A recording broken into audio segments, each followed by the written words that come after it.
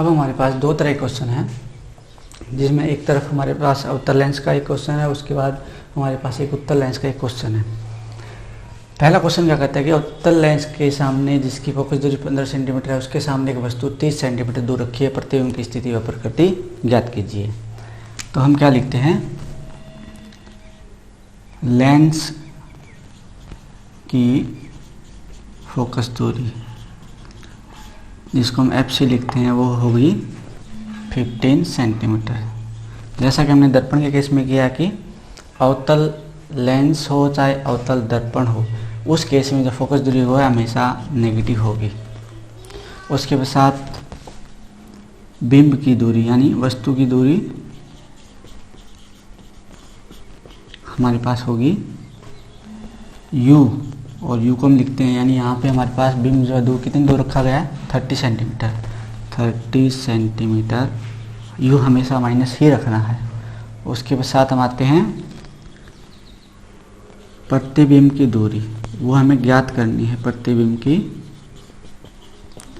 दूरी जिसको हम लिखते हैं v से, वह हमें ज्ञात करनी है। उसके पश्चात आवर्धन की जो प्रतिबिंब बनता है वह छोटा होगा, बड़ा होगा, साइज में कैसा होगा, सीधा होगा या उल्टा होगा, वे दोनों ज्ञात करने हैं। तो हमारे पास जो लेंस का सूत्र क्या कहता है 1/v upon 1/-1/u equal to 1/f। अगर मैं 1/v का मान रखता हूँ, v हमारे पास है नहीं तो इसलिए हमने v को वैसा वैसा रख दिया। उसके बाद 1/u, u का मान हमारे पास क्या 30 -30 माइनस को डिवाइड करता हूँ माइनस, तो हमारे पास होगा वैल्यू पॉजिटिव। अब हमारे पास 1/f, जो f है कितना, वो -15 सेंटीमीटर है। अगर मैं इसको लेके जाता हूँ 1/v इक्वल टू 1/15, अगर मैं माइनस को डिवाइड करता प्लस को डिवाइड करता हूँ माइनस, तो हमारे पास माइनस ही आता है -15। इसको इधर लेके जाऊँगा तो ये प्लस का, यहाँ पे जाके इधर जाके ये माइनस का हो जाएगा। इन दोनों का एलसीएम जो आता है वो आता है 30।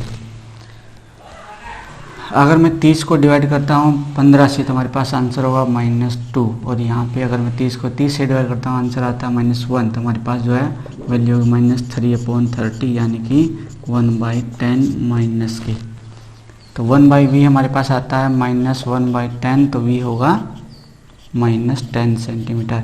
अब हमारे पास जो प्रतिबिंब है उसकी स्थिति आ जाती है, और क्या देखते हैं कि जो प्रतिबिंब बनेगा वह वस्तु की तरफ ही यानी कि बाईं तरफ ही बनेगा। और कहाँ पर बनेगा 10 सेंटीमीटर, यानी कि उस लेंस से 10 सेंटीमीटर दूरी पर बनेगा। अब हम आवर्धन की तरफ बढ़ते हैं। आवर्धन का सूत्र होता है v/u, तो हमारे पास आता है v का मान हमारे पास आता है -10 सेंटीमीटर, और u का मान हमारे पास है -30 सेंटीमीटर। माइनस से माइनस कट गया, और 10/30 यानी 1/3 इक्वल टू 0.33। अब हम क्या देखते हैं, इस आवर्धन से हमें पता लगता है इसकी जो वैल्यू है m की वैल्यू क्या है 1 से कम है, यानी 0.33 जो होता है वो <1 होता है। इसका अर्थ है कि जो प्रतिबिंब बनेगा वो साइज में कैसा होगा, छोटा होगा। उसके साथ साथ हम क्या देखते हैं कि इसके साथ कोई नेगेटिव वैल्यू नहीं लगे, यानी पॉजिटिव वैल्यू है। पॉजिटिव वैल्यू का अर्थ होता है कि ये जो प्रतिबिंब बनेगा वह सीधा बनेगा। अगर सीधा प्रतिबिंब बनना है तो वो कैसा होगा, आभासी होगा, यानी ये प्रतिबिंब कैसा होगा, आभासी होगा।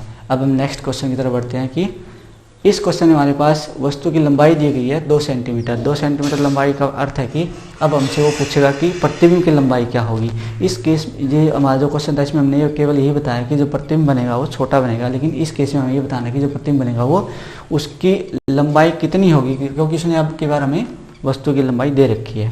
तो नेक्स्ट क्वेश्चन करते हैं हम उत्तल लेंस के लिए।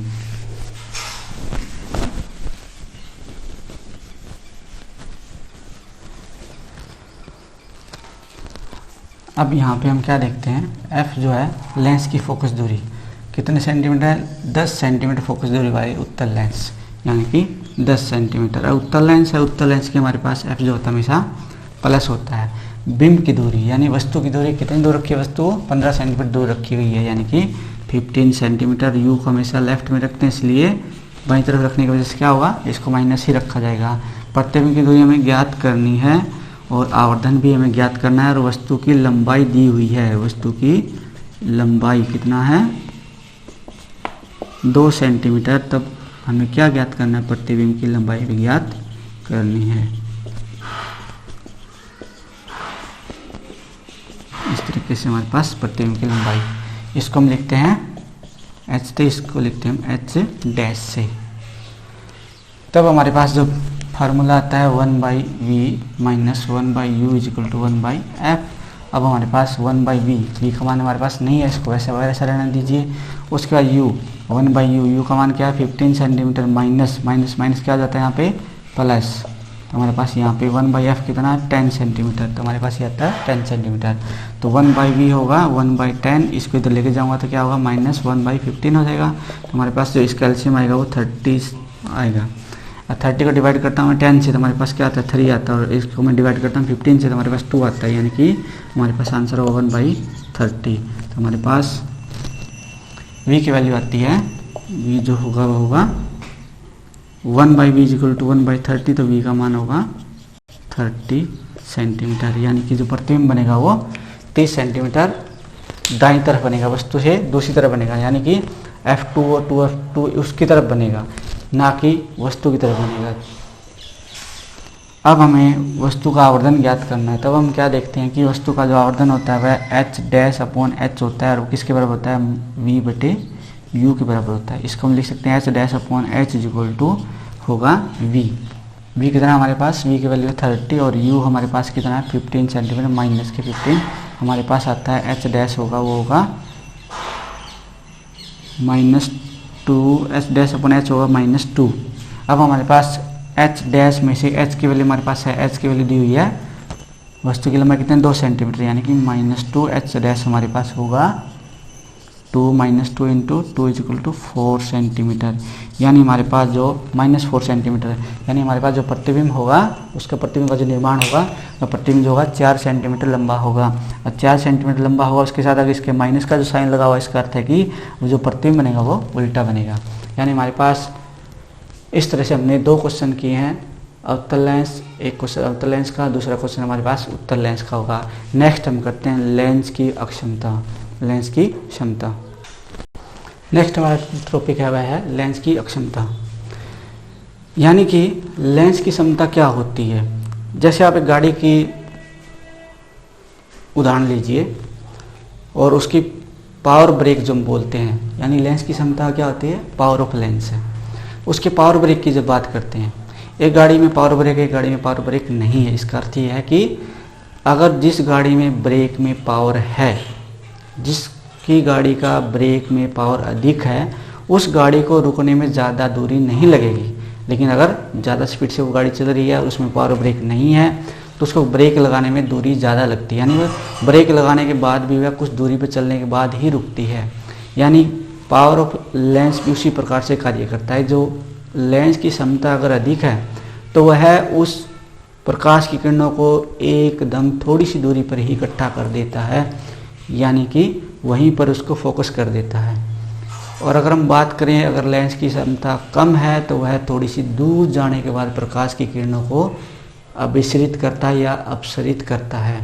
यानी कि पावर ऑफ लेंस क्या है, प्रकाश की किरणों को इकट्ठा करने की क्षमता या फैलाने की अक्षमता होती है। प्रकाश की किरणों को अभिसरित या किसी लेंस द्वारा प्रकाश की किरणों को अभिसरित या अपसरित करने की क्षमता लेंस की क्षमता कहलाती है। अगर हम बात करें इसको लिखा कैसे जाता है, तो हम इसको P से लिखते हैं, और यानी P से निरूपित किया जाता है। लेंस की क्षमता एक बड़ा शब्द है, इसको हम छोटे शब्द में लिखना चाहें तो इसको हम P से लिख सकते हैं। और इसका जो SI मात्रक होता है वो डायोप्टर होता है, यानी कि स्टैंडर्ड इंटरनेशनल मात्रक जो होता है उसका वो डायोप्टर होता है। और एक डायोप्टर क्या होता है, एक डायोप्टर, इस पे क्वेश्चन पूछा जाता है, हर बार एक क्वेश्चन आता है कि लेंस की क्षमता क्या होती है और एक डायोप्टर को आप परिभाषित कीजिए। तो एक डायोप्टर जो होता है उस लेंस की अक्षमता होती है जिसकी फोकस दूरी क्या होती है, 1 मीटर होती है। और फोकस दूरी और लेंस की क्षमता किस प्रकार से संबंधित है कि फोकस दूरी अगर अधिक होगी तो उसकी पावर जो है कम होगी। जैसे मैंने अभी बताया कि अगर जो थोड़ी दूरी पर फोकस करेगा उसकी लेंस की क्षमता अधिक है। इसका अर्थ क्या है कि जिसकी लेंस की क्षमता अधिक उसकी फोकस दूरी कम, यानी लेंस की क्षमता और फोकस दूरी एक दूसरे के इनवर्सली प्रोपोर्शनल यानी कि व्युत्क्रमानुपाती है। उसके पश्चात हम आगे बढ़ते हैं। इन पे आधारित कुछ क्वेश्चन आते हैं। यहाँ पर एक चीज़ ध्यान देने योग्य है कि ये जो एफ फोकस दूरी हमेशा मीटर में ही होनी चाहिए। कई बार हमें क्वेश्चन में जो लेंस की जो फोकस दूरी और सेंटीमीटर में दी होती है, तो पहला हमारा जो है काम उसमें ये होना चाहिए कि हमें उस फोकस दूरी को पहले मीटर में कन्वर्ट करना चाहिए। उसके बाद उस लेंस की पावर के बारे में बताएंगे। दूसरा क्या है कि जो पावर ऑफ लेंस होती है वह धनात्मक भी हो सकती है और ऋणात्मक भी हो सकती है, यानी कि धनात्मक हो सकती है या ऋणात्मक हो सकती है। तो ऋणात्मक किस केस में होगी और धनात्मक केस में होगी। अगर फोकस दूरी देखिए, अगर पावर ऑफ लेंस किस पर डिपेंड करिए, फोकस दूरी पर डिपेंड करिए। अगर फोकस दूरी माइनस है यानी कि ऋणात्मक है, तब पावर ऑफ लेंस भी क्या होगी, ऋणात्मक होगी। अगर फोकस दूरी धनात्मक है तो पावर ऑफ लेंस भी क्या होगी, धनात्मक होगी। जैसे कि हमें पता है कि उत्तल लेंस जो होता है, उत्तल लेंस में फोकस दूरी क्या होती है, धनात्मक होती है, तो यानी कि धनात्मक होगी उत्तल लेंस। अगर पावर धनात्मक है तो ये होगा उत्तल लेंस होगा, और ऋणात्मक है तो ये अवतल लेंस होगा।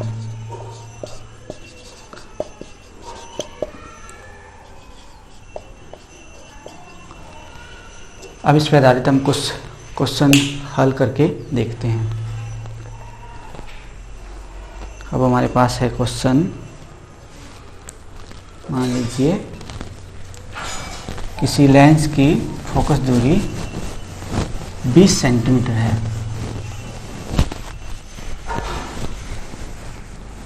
तो उस लेंस की क्षमता ज्ञात कीजिए। क्वेश्चन किसी अवतल लेंस की, यहाँ पे लेंस भी दिया गया है, अवतल लेंस की फोकस दूरी 20 सेंटीमीटर है, तो उस लेंस की क्षमता ज्ञात कीजिए। तो हमारे पास फोकस दूरी क्या है, आंसर होगा इसका इस तरह से लिखना है। फोकस दूरी यानी क्या होती है, एफ होती है, तो कितना है 20 सेंटीमीटर। अब यहाँ पे गिवन है कि लेंस कौन सा, अवतल लेंस। अवतल लेंस का हमें पता है कि फोकस दूरी क्या होती है, माइनस होती है, तो नेगेटिव ऋणात्मक होगी, नेगेटिव होगी 20 सेंटीमीटर। अब हमें इसको एक बार कन्वर्ट करना हो, क्योंकि सेंटीमीटर में इसको मीटर में बदल लेते हैं। अगर मीटर में बदलते हैं तो क्या करते हैं, सेंटीमीटर को मीटर में बदलने के लिए हम उसको 100 से भाग करते हैं, यानी मीटर में कन्वर्ट हो जाता है। हमारे पास आता है फिर ये -0.2 मीटर। उसके साथ पावर ऑफ लेंस याद कीजिए, पी जो होगा क्या होता है, 1/f होता है। इसको हम लिखेंगे 1/f। एफ का मान हमारे पास क्या है, -0.2, यानी हमारे पास जो आंसर है हमारा -5D, यानी 5 डायप्टर माइनस के। माइनस हमें ये बताता है कि यह कौन सा लेंस है, अवतल लेंस है। इस तरीके से हमें प्रश्नों को हल करना होता है। उसके पश्चात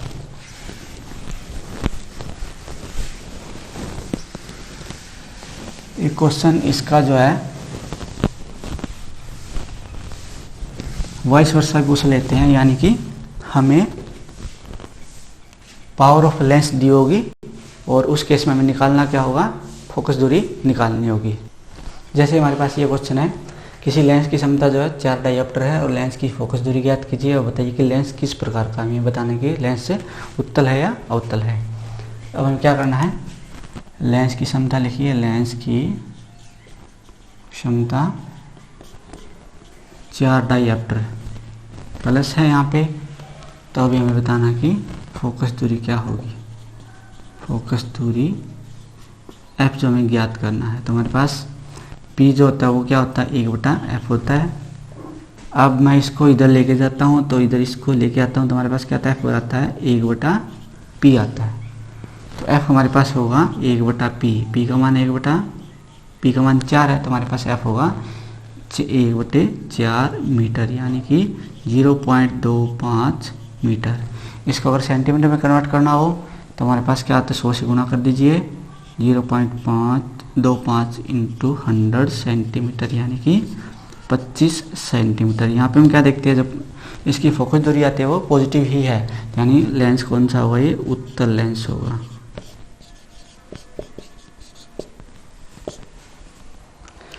उसके पश्चात हमारे पास एक टॉपिक आता है कि लेंस की क्षमता, अगर हमें लेंस आपस में पास हटा के रखे हो इनको आपस में, तब उसकी क्षमता पर किस प्रकार का प्रभाव पड़ेगा। मान लीजिए एक लेंस है, उत्तल लेंस, जिसकी क्षमता है P1, पहला उत्तल लेंस। एक दूसरा उत्तल लेंस है,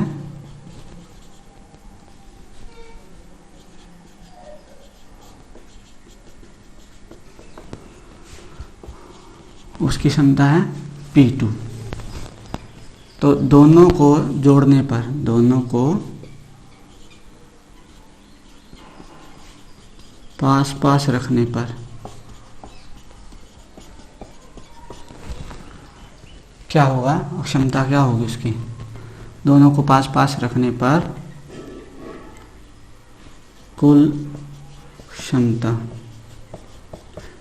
अक्षमताएं जो होती है वो आपस में जुड़ जाती है, यानी कि P1 प्लस P2 होगी। अगर हमसे पूछा जाए कि फोकस दूरी क्या होगी, तो हमें क्या करना है, फोकस दूरी होगी 1/P1 प्लस P2।